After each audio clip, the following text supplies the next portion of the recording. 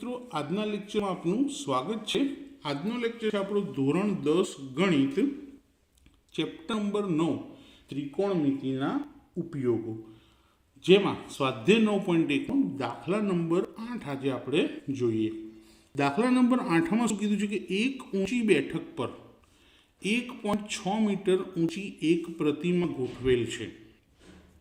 જમીન પરના એક બિંદુએથી પ્રતિમાની ટોચના, તો સૌથી પહેલાં તો અહીંયા જો એક ઊંચી બેઠક પર 1.6 મીટર ઊંચી એક પ્રતિમા છે, તો સૌથી પહેલાં આપણે અહીંયા બેઠક બનાવીએ। જુઓ, બેઠક એટલે નોર્મલ બેઠક, એની ઉપર એક પ્રતિમા ગોઠવેલી છે। તો આ રહી પ્રતિમા, અને પ્રતિમાની ઊંચાઈ કેટલી છે? 1.6 મીટર ઊંચી પ્રતિમા, તો અહીંયા લખી દઈએ 1.6 મીટર। આ બેઠક અને આ પ્રતિમા। બેઠકની ઊંચાઈ શોધવાની છે, પણ આપી નથી, તેને આપણે h ધારી લઈએ કે ભાઈ બેઠકની ઊંચાઈ h છે। હવે સ્વાભાવિક છે કે બેઠક જમીન પર જ બનાવી હોય, તો આ જમીન દોરી દીધી। જમીન પરના કોઈ એક બિંદુએથી પ્રતિમાની ટોચના, જમીન પરનું કોઈ એક બિંદુ, ત્યાંથી પ્રતિમાની ટોચ, ઉચ્છેદ કોણનું માપ 60, તો ટોચના ઉચ્છેદ કોણનું માપ 60°, અને બેઠકની ટોચના, આ બેઠકની ટોચ કહેવાશે, તેનું માપ કેટલું આપેલું છે? 45°। તો આ બેઠકની ટોચ, ત્યાંથી 45, તો આ જે નાનો ત્રિકોણ મળ્યો એનો ખૂણો છે 45, અને આ જે મોટો ત્રિકોણ મળ્યો એનો ખૂણો છે 60°। મિત્રો દાખલો ખૂબ જ અગત્યનો છે, પરીક્ષાની દ્રષ્ટિએ જોવા જઈએ તો બહુ જ અગત્યનો દાખલો છે। તો આને નામ આપીએ સૌપ્રથમ A, B, C અને અહીંયા D। તો સૌપ્રથમ તો આપણે જે આકૃતિ દોરી અને આકૃતિની અંદર જે કિંમતો લખી, નામ લખે એ બધા આપણે લખી દઈએ કે ધારો કે AB બરાબર પ્રતિમાની ઊંચાઈ, પ્રતિમાની ઊંચાઈ કેટલી છે? 1.6 મીટર। BC બરાબર બેઠકની ઊંચાઈ, જેને આપણે સુધારી લીધી છે h મીટર। ત્યારબાદ D એ જમીન પરનું કોઈ બિંદુ છે। હવે અહીંયા આપણને કેટલા ત્રિકોણ મળ્યા? 2 ત્રિકોણ મળ્યા। પહેલા નાનો ત્રિકોણ લઈએ। નાનો ત્રિકોણ કયો છે? BC અને D। તો ત્રિકોણ BCD માં, હવે ત્રિકોણમિતિના ઉપયોગોમાં ત્રિકોણમાં એક ખૂણો તો કાટખૂણો હોવો જ જોઈએ, તો અહીંયા કયો ખૂણો કાટખૂણો છે? ખૂણો C બરાબર 90°। તથા બીજા કયા ખૂણાનું માપ કહું છે? D નું, કેટલો છે? 45, ખૂણો D બરાબર 45°।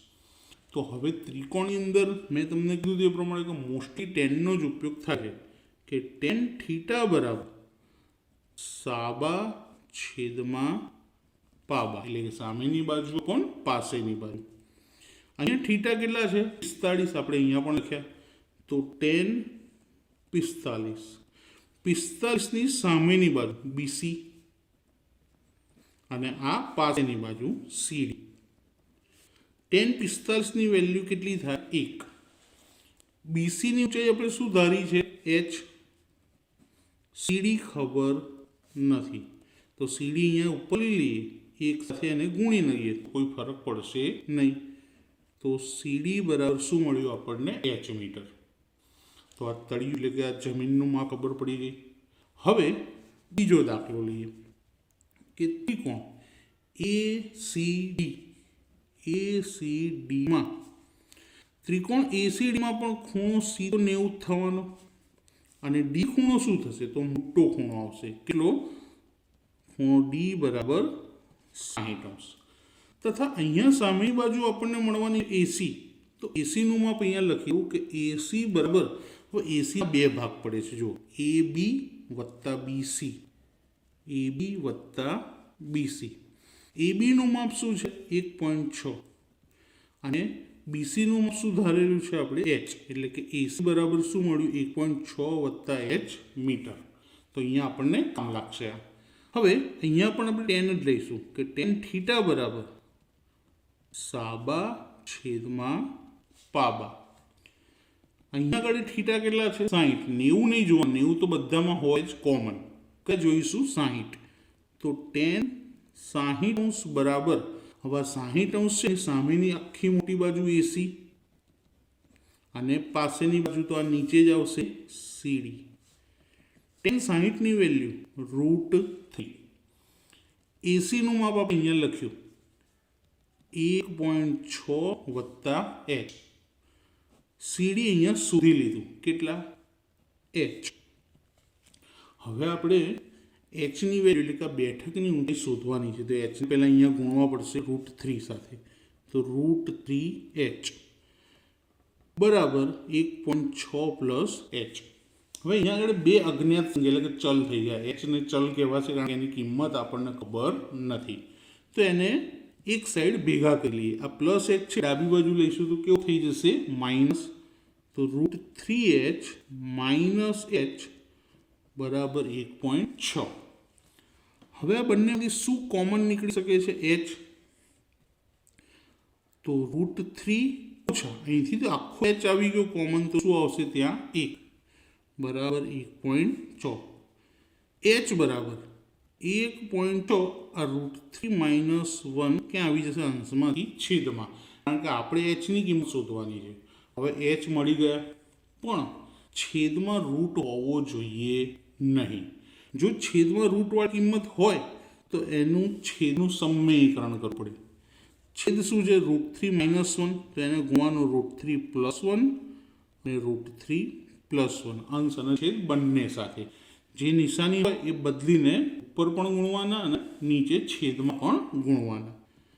તો h બરાબર 1.6 ની સાથે ગુણીએ તો 1.6 કૌંસમાં √3 પ્લસ 1.